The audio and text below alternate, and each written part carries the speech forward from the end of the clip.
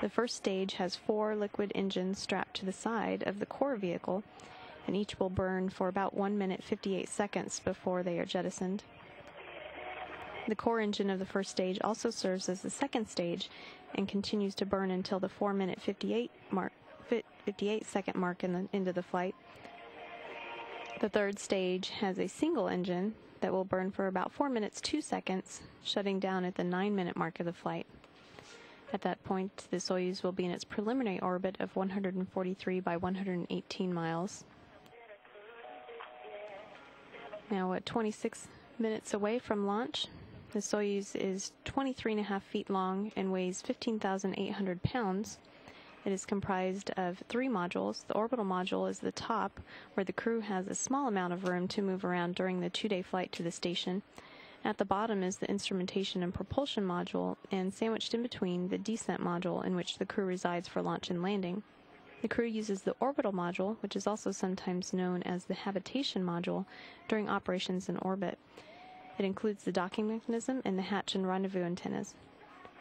This portion of the Soyuz separates from the remaining compartments after the deorbit burn has been completed near the end of the spacecraft's mission. The descent module contains personally contoured couches for each of the crew members during launch, entry, and landing. This module contains all controls and displays necessary for critical flight activities.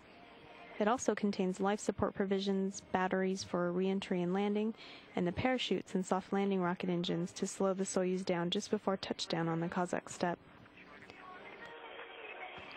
The instrumentation and propulsion module houses the oxygen storage tanks, attitude control thrusters, avionics, and communications and control equipment.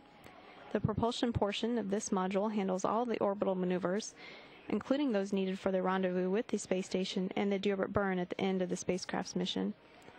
The 2 solar arrays are folded against the body of the instrumentation propulsion module, which separates from the descent module after the deorbit burn, just like the orbital module does. When deployed, the solar array wings span about 35 feet. The entire capsule not only serves as a crew transport vehicle to and from the space station, but it also remains docked to the complex for 6 months, acting as an emergency return vehicle in the event the crew should have to leave the station unexpectedly. About 30 minutes ago, an onboard timing device was initiated that controls the final major events leading up to liftoff. This type of launch vehicle has been used in various configurations since 1963. Its first use as a crew transport vehicle took place in 1967.